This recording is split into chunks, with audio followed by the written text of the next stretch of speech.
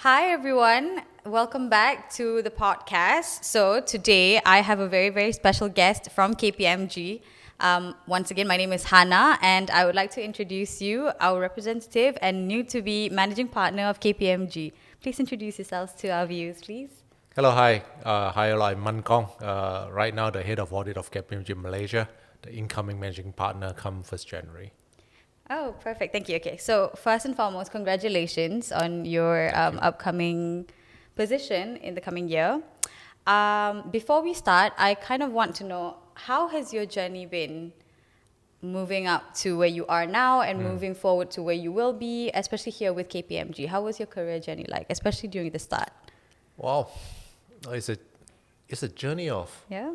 a good 30 over years. Oh, wow. That's good.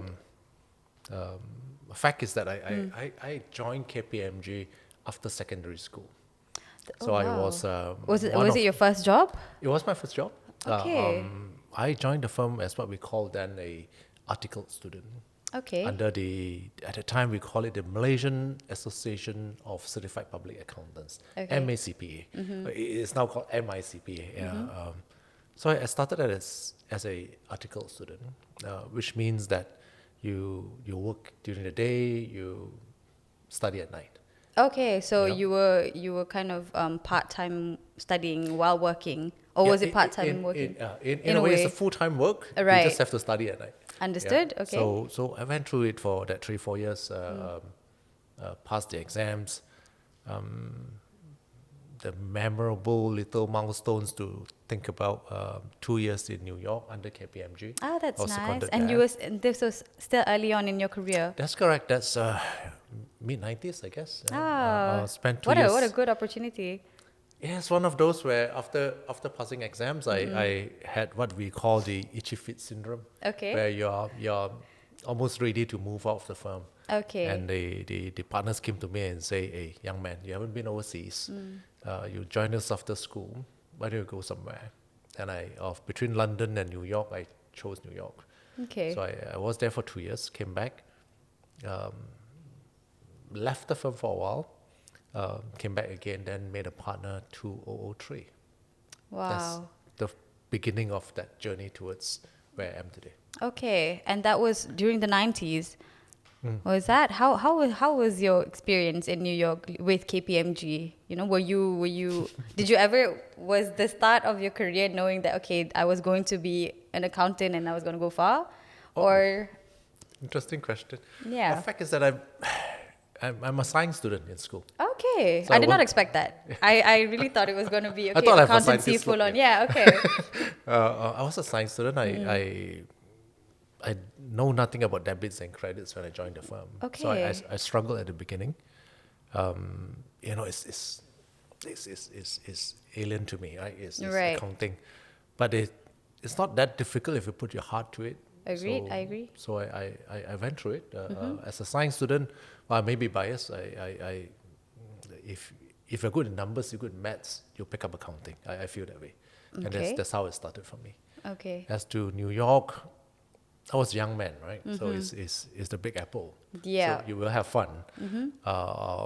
In fact, I thought about whether I should come home, right? And the same thought will flash across many young people's mind right Yeah, now. When you're overseas, especially yeah, correct. do you come home? I came home because I just felt that it's not where I want to raise my family.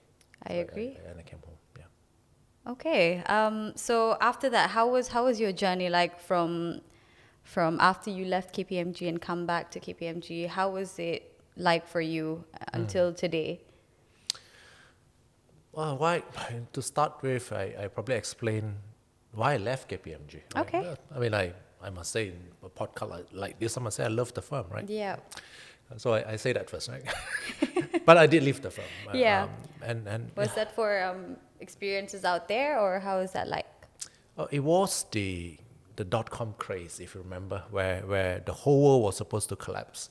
Okay. Come midnight year 2000, where all systems are supposed to collapse, planes are supposed to crash, and that's when I decided let's try get out there, be in a dot-com. That was the craze then anyway. went out there, it didn't happen. I came back a year plus after that. But it was a good experience. And just for the record, I got married in that 1+ year. Okay. Which is good. But it was a good experience because you get to be on the other side of the scene, right? Where you are the client. I Right. was dealing with consultants and advisors. Okay. And now you know how it feels to be the client. to Yeah, be and then making now you have decisions. both experiences and like the point of view of two sides. Yeah, Right? that's correct. But arguably, it was not very long. It was just a year plus. Okay, But so it's still good. something, yeah. Exactly. Yeah. So when you came back, that was what year? 2000, End of 2000. end of 2000? of Okay, and then 2000. you've been here ever since.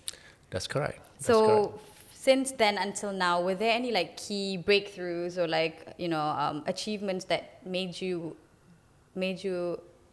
get to where you are today and like come into partnership with KPMG? Oh, in fact, the thought of wanting to be a partner came about before I left. Right, When I came back from New York, I became manager of the firm, right, and I was thrown into all this. Those were the days where IPOs were like 3 IPOs every day. Companies getting listed. Right? So I was involved in a lot of capital market work. Okay. Be it IPOs, be it paper issuance or fund issuance, be it due diligences, M&A, and so on. So that started my thought about, I quite like this job, right? Right. This is quite good. it shined a light to a different tunnel Exactly, now. Yeah. exactly. And then you'll be thinking about, this is not just about compliance. There's a lot to do with how my role in the community as well, yeah. and how accountants can really contribute to the capital market. Right. So that, in fact, was the first little light in me that, this is quite good. This is a really good I job. Can, You I like can deal it. with this Yeah. forever. Then I wasn't very healthy for a while. Okay. And in fact, that's the main reason I left the firm, right? Because I Okay. wasn't healthy for a while, and I thought I needed a bit of a change. Right, understood. I came back also because I realized that I missed it. Yeah, Right, and you I- truly enjoyed it, and then yeah. Yeah, with that I came back to the firm and made a partner in 2003. Okay. So I think that's the key thing, right? Because I still enjoy what I do. Yeah. I went on, and once you move on that ladder, you realize then there's no what do you call that? You keep learning every year. I agree. Y- It's a and- continuous learning journey, especially with a firm that you enjoy being with, Exactly, and exactly. you enjoy what you do, and you see a lot of potential in yourself and the Yeah. company. So that I can't remember any further important milestones from 2003 because that role just kept evolving. And, Yeah. and even now, my role will evolve again. Yeah. In a month's Would you time, have right? expected that as a young man that was thrown to New York? Would you have expected yourself to be here in 2024, going into 2025 as a managing partner? Certainly not, I must say. Yeah? We all have ambitions. I have mine. Agreed. But being a partner of the firm is really a very big thing. It right? is. It is. Didn't think so far ahead that one day I'll be leading Yeah. the firm. Right? You just thought that it was going to progress. You just didn't expect it to progress as much as it did today. That's correct. I understand. For the past roles that you have been on, what has been the most rewarding part when it comes to working together with Datuk Johan, especially throughout the transition of, taking up this role that you'll be taking in 2025?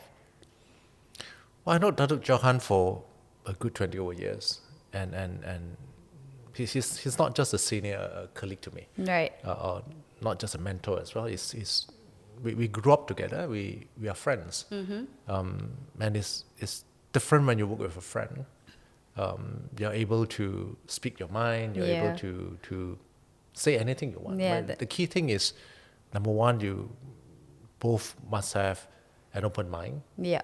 We must be able to open up to each other and speak to each other openly. Yeah. Yeah. Oh, I The must- transparency. Yeah. Yeah. That's the right word, and the ability to accept each other's ideas. Right? Yeah. I must admit that we have argued before. Yeah. Right, because we are leaders of the firm. Yeah. We think alike there will always gonna be moments where we disagree. Right? I agree. And being about the same age group, as I say, as you know, he'll be very happy to hear this. Yeah, it's there- easier. You found a friend in someone That's that you look up to in a way. That's correct. Right? That's correct. And we always remind each other that as leaders of the firm, one of the things that we must avoid is to have ego. Okay. And that's very important for us. And we remind partners as well that Yeah, of course. you allow power to get into your Take over. Yeah, it gets to your head. mind. Yeah. You lose everything. So I agree. The thing about working with Dr. Johan is that because we have that common understanding, it makes it very much easier. Yeah, I so that kind of puts humility on top of the list, That's right? correct. That's correct. So the minute you have humility, it kind of lowers down your ego, and then it makes you more accepting of other people's ideas. And then, in a way, I think you gain a lot more when you put your ego down, right? And a strong team is about the team working together. Yeah, for Right? sure. And it will show whether it's staged or you are clearly close. Yeah. People can see it, can sense it. Yeah. And when it's him and I, people can also sense that Yeah. we That can say it's anything. genuine, right? yeah. We can say from Yeah. my bald head to whatever. It's very open, right? Yeah. We just laugh and joke about things. Right? That's really, really good. Were there any key moments throughout working with Dato' Johan? Especially, maybe not in the recent years, probably early on when you first met him. How was that like? How did you manage to take out that wall of being mentor and mentee to, okay, we are actually friends at the end of the day who will eventually be leaders together? When did you realize that was something that you were able to find in a mentor? I think the fact is that we've always been close, and he's being a few years ahead of me. In a way, I follow that promotion chart. Right. Dr. Johan was the head of audit before he became MP. Yeah. I'm following the same pathway that he created. But there were moments, I must admit, that took the friendship to the next level. Right.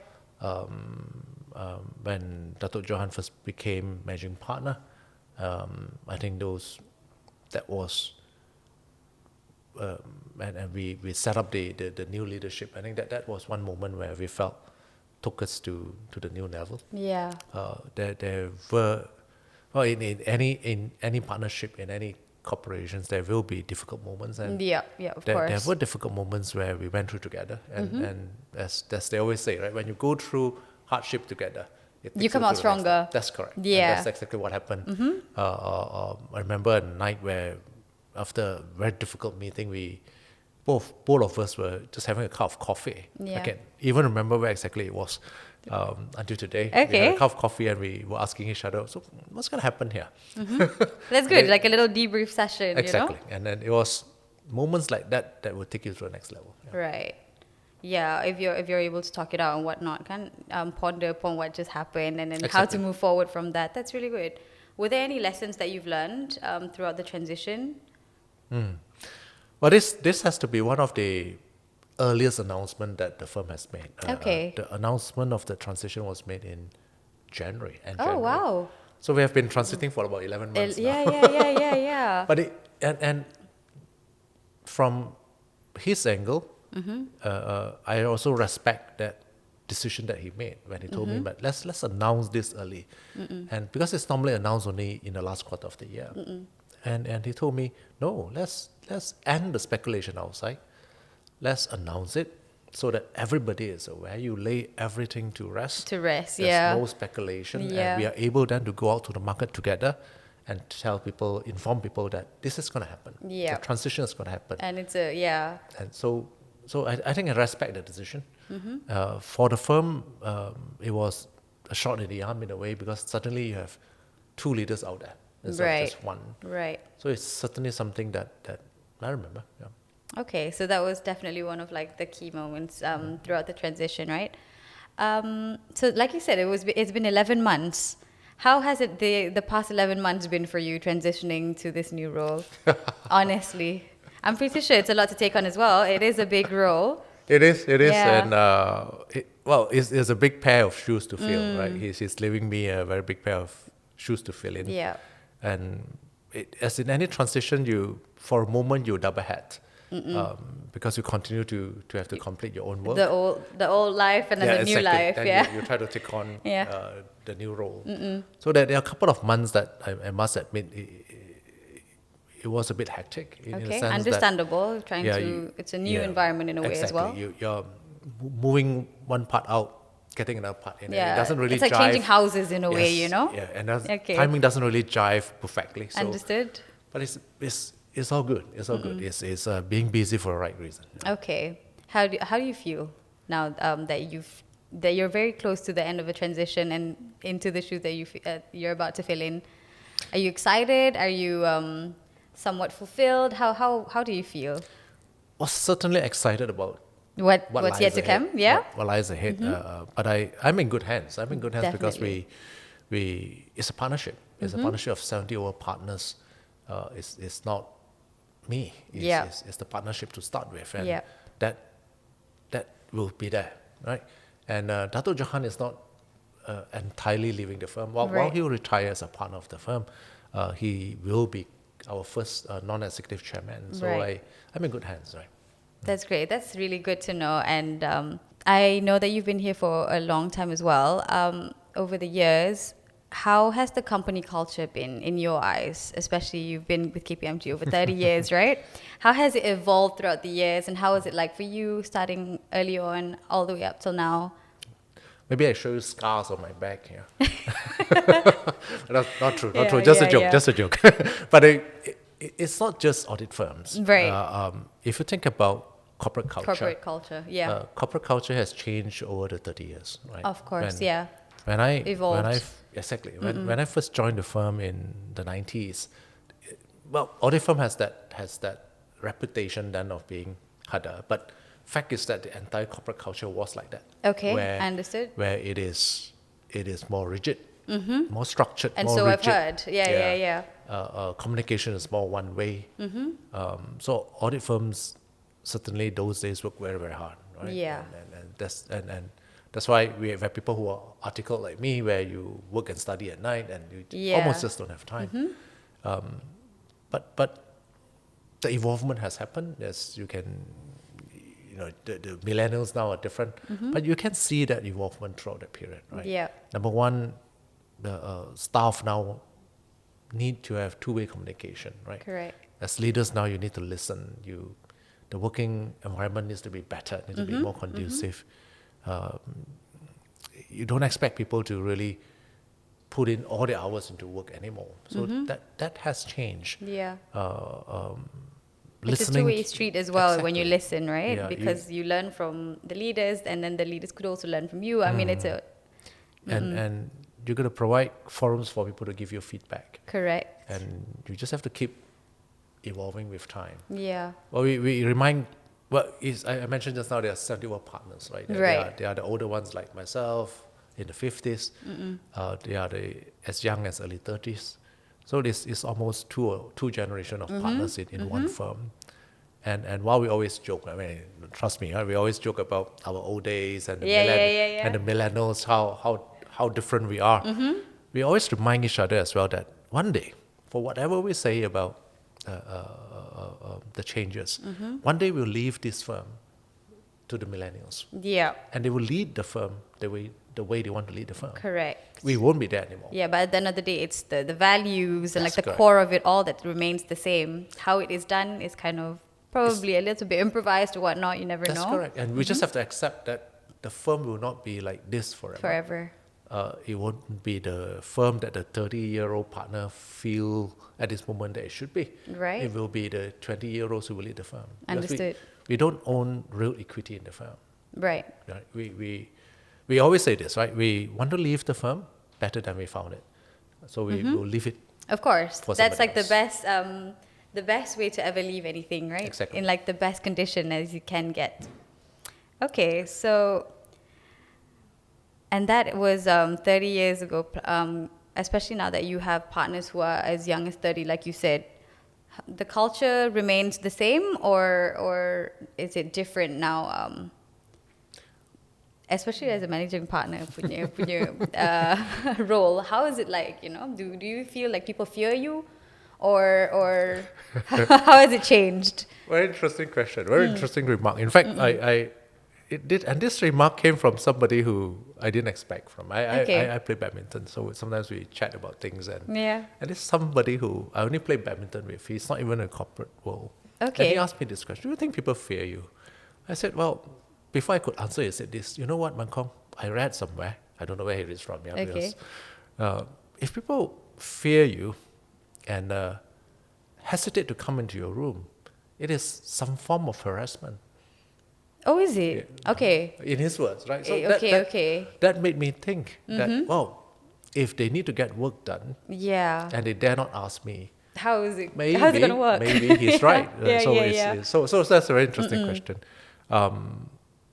I would love to say that it's respect Yeah. that that make them hesitate sometimes to Right. walk in. Yeah. And if it's ever a fear, it's a fear that they say something wrong, right? And Yeah. fear that I will maul them Yeah. That's and always scold them it, and, you know. and trash them or anything. I hope it's that, and I hope it's not the latter. But culture-wise, I think whatever culture we have now Yeah. will keep evolving. In fact, in a recent discussion among partners, one of the topic that was raised was firm culture and how we need to do better going forward. And Okay. why we need to In better what going sense forward. is better? Like a safer? I mean, it's already safe as it is. How could it be better? From the angle of making our employees feel that they are part of the firm. Understood. Yeah. Because we are 2,000 plus FTE employees right now. Yeah. And the last thing we want is people feel that they're just a number. Understood. Right, Oh, they're just a small dot in a Exactly. big firm. Exactly. So it's how to create a culture that they feel that they belong to the firm. Yep. That the firm takes care of them. And we always in the Imagines meeting, we always say this, that what the objective of whatever we are trying to do here for about people culture and all in the firm is one day, if you ever leave the firm, I hope they don't ever leave the firm, but if they ever leave the firm, I still want them to have blue blood in them. We always say that, right? Yeah. KPMG forever. Yeah. And that they leave the firm smiling and feel that the firm has taken care of them, taken care of them from the angle of personal growth, personal development, as well as from an employment point of view, taken care of them and hence their family as well. Yep. If we can just achieve that they feel that the firm has taken care of them, I think we have done our part. Right. That's good. That's really, really good. Especially in a big firm, right? People want to feel like they matter, lah, you know? And I feel like that's a really good way of creating a really safe and thoughtful culture within the firm. So you've progressed over the years as a managing partner soon. What do you feel about the up and out culture? You know, if I'm pretty sure nowadays a lot of people think, okay, if I don't get to a certain place or a certain position by this time, I want to get out. How do you feel about that, especially when you started off really young and you are still here with KPMG that got to you where you are today? What are your thoughts on this up and out culture, and how does KPMG compare to that? Tough question. When the fact is that we take in maybe 200 plus graduates every year. Okay, that's quite a number. Exactly. Yeah. And when you join with your peers, there is that peer pressure, and I truly understand that, right? Okay. So when it comes to the time where it's promotion It's time to- time, yeah. if your friends get promoted and you don't, that may slowly seep into you. Yeah, right? it's a small demotivation. That's correct. Yeah. So it's how we deal with moments like that is important, and reaching out to them way before that happens is important. Yeah. And reminding them that sometimes it's just a small a blemish, right? Yeah. That is that can be overcome over time, and reminding them that in this firm right now, as we speak, Yeah. we have very senior people, directors, managers who were late bloomers. Okay. Yeah. Yeah. People who went through this, right? Miss promotion, miss this, miss that. Yeah. Potentially even had warning letters in their files. Okay. Understood. But yet now they're doing very well with the firm, right? So just to remind them that small little what I call this blemish like this. Like it's not necessarily like a backtrack. It's just the chapter that you are about to progress Exactly. is a little bit later. Exactly, and remind them that, well, if certain things don't suit you, the firm is so large with so many other opportunities. Yeah. Just because one door is not opening, That's there's correct. a lot of other doors that you could open. That's correct. So don't be very fixated about I must do this, right? Yeah. Because potentially there are other opportunities that you can embark on. Right. Move on to the next within the firm itself. Move on True, to the true, next career. Yeah.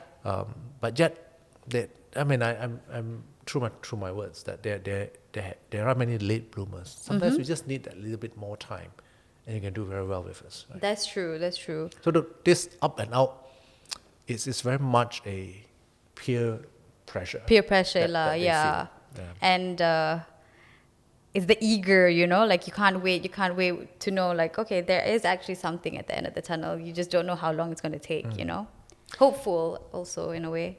If you think about it in the corporate world, this doesn't happen because when you join a company, you don't join with so many people. Yep.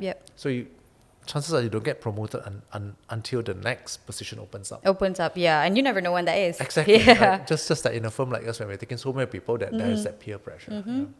Okay, fair enough. So when it comes to that, having to be with a firm for a really long time as a seasoned leader yourself, what advice would you give when it comes to having a sustainable career?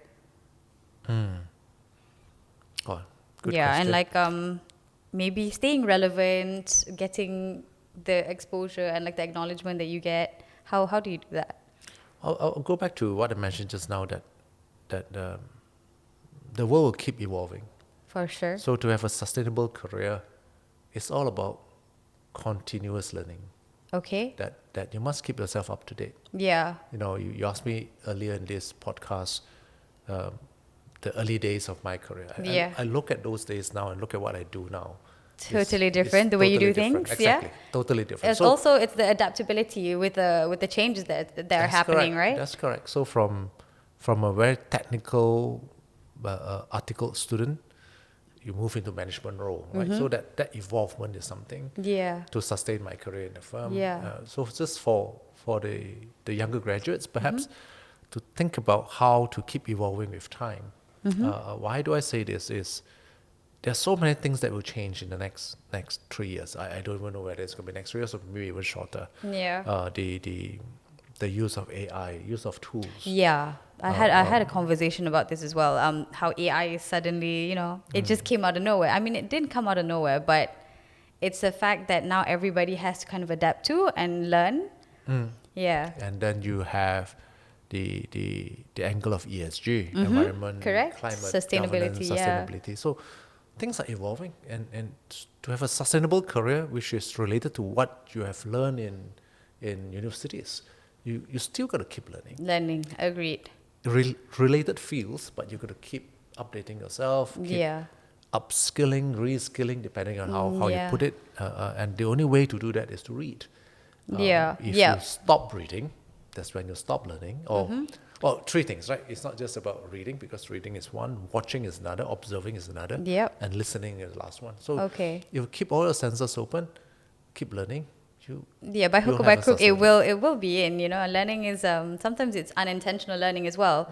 You could meet somebody and then there's some certain things that you feel like, okay, this could be used in my life and how I work. So you keep an open mind. Open mind is what it fine. is. That's true. Fine. That's really, really true.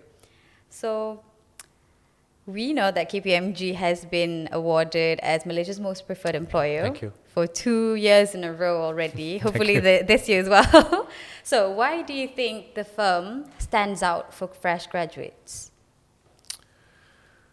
Well, I'll start by speaking not just for KPMG. Of course. I'll probably start by speaking for the entire accounting fraternity, Okay.